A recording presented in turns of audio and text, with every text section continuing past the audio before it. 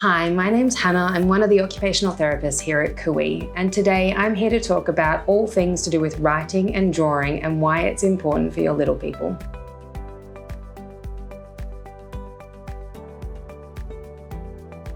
Writing and drawing are such complex things, and it's really important that there are lots of developmental opportunities for kids to develop different sorts of skills so that they can write and draw confidently when they enter their academic careers, going into school and onto university and things like that. So what exactly is writing important for?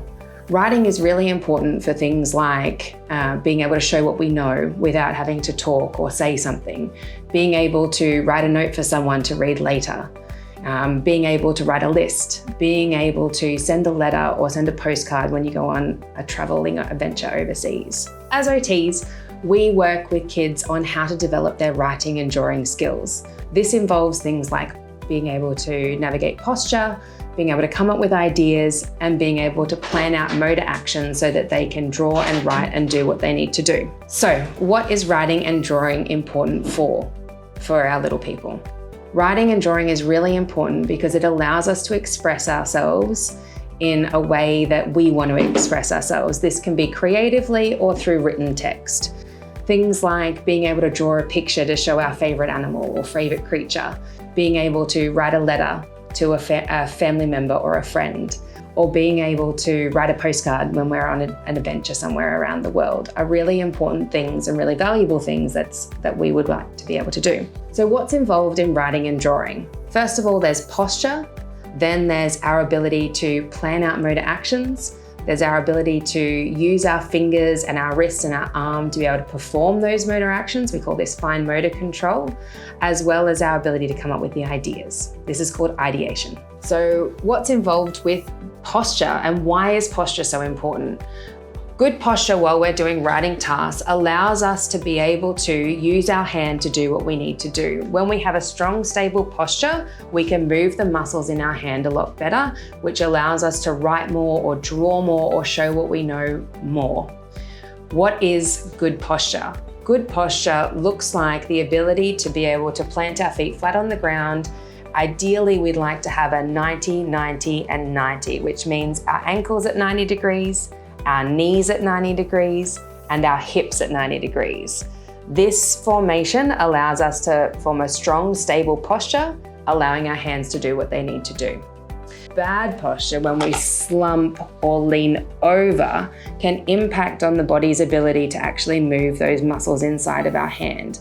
And this can impact the flow of writing or being able to write as much as what we want to, which then impacts on how people interpret the sort of things that we're writing. So when our little humans are growing up, they learn through play. That's their main occupation, that they start to learn how the world works and what's important in the world. Through play, our little people can learn just how important writing and drawing is, and we can create play arrangements so that they can learn this valuable skill in an occupation that they know and love and enjoy. So how do we do that? What we can do is create different play scenarios that involve just the shortest little bit of drawing so that they understand that that bit of drawing is important for the play sequence that they're in. For example, you're playing doctors. So you're lying on the couch there as the parent, sick, and your little human has their doctor's kit out and they're checking your chest and they're listening to your heart and they're checking your temperature. But what does it all mean? How do they know that you're sick? Maybe they might pick up their pad and jot down a little idea and go, oh, now I know what you've got. You've got the grumpyitis. And they can make that judgment, but we're combining that play sequence and what's meaningful for them with that little bit of writing so they know that when they write something down, it means something. You could also do it like you're pretending to go shopping and you're writing a shopping list. So they know that that little bit of writing means something to the thing that they're doing. This is how we can create meaning for children through play experiences. And I've got tons of ideas if you want to contact us to talk about them. So now your little person has meaning behind what they're writing and drawing. How do we develop their ability to actually successfully write and draw? So when you look at that picture that they've drawn, you know what they're trying to do or what they're trying to say through that drawing or through that writing. The first thing that we want to focus on is their grasp progression. Now, a lot of people might think that grasp isn't that important, But when we think about it, grasp really is important for allowing those fingers to move to keep up with their mind and their ideas. Because our little humans always have so many ideas that they want to show us, but sometimes their hands just can't keep up. Having a functional grasp can help them to keep up with those ideas that they're generating. Now, these grasps can form throughout their early years. It can go from a palmar grasp to something like a paintbrush grasp. And then it starts to get a little more mature where they might hold the pencil with all their fingers and do the best they can to control it. And as their posture starts to get stronger and their fingers start to get stronger, then it starts to morph and develop into something more like a tripod grasp that you might use yourself. This type of grasp is really important because it allows the fingers to move the pencil without having to move your wrist and your arm, and that can be really fatiguing when you have to move your whole body just to move a pencil. So what we want to do is enable a grasp that allows for finger movement. Now, this can look different for different kids. As long as the fingers are moving, it's really important. As kids learn the value of writing and the value of drawing, and they start to experiment with scribbles on a page, that's all really normal and natural. Eventually, once they've, started to make marks on a page and realize they're meaningful, they'll start to develop and refine those marks on the page. The way in which we expect kids to be able to develop those lines is through what we call a line progression, or lines that we want to see develop so that they can then do things like writing letters. So the first lines that usually develop are like downward lines or lines that go across.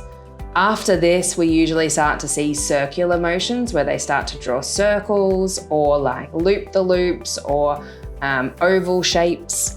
After this, we start to move into those more angled lines where they are drawing like, the sides of a roof or the angled line of a slide. Something like that then develops. And after this is where we start to see curved lines come into it that they can combine together to create shapes and drawings like a house or like a tree. So now that your little person has developed meaning in their drawing and their writing, and they've developed some of their lines, their grasp is starting to become more refined and they can move their fingers while they draw, now we start to move into things like drawing a whole picture or writing a few words or writing our name. What's really important here is that they're combining all the skills that we've just talked about to be able to produce that written or drawn thing. So they might use two hands together, one holding the page and one doing the drawing. They'll also be able to hold their strong, stable posture, move their fingers, and create letters and lines that mean something or show what they know. This is a really exciting process and something that OTs can help your child support. So now that we've talked about all these wonderful different aspects of kids' development and how you can support your little humans, let's summarize. The main things to focus on when playing with your small people is making sure that they can support their postural development. This involves sitting in different postures and trying to play games in different ways, and on the floor versus on the couch or outside. You can also support them by creating meaning for drawing and writing in play, involving different ideas of how they can write or draw inside of your play experiences. You can support them by developing their fine motor grasp and their writing skills by just drawing with them. This can be on vertical surfaces like on the shower door, or it can be on a whiteboard, or even outside in the dirt. All of the experiences are going to be valuable and help your child develop. What are the other occupations that you can do that also just supports all of these skills together, you might ask? Things like gardening, baking, doing Play-Doh, using Duplo or Lego, playing in general are all going to be things that can support your little person to develop all of the beautiful skills that you need to be able to draw and write, which will support them overall in their academic careers and lifelong. Talk to your OT if you have any other questions.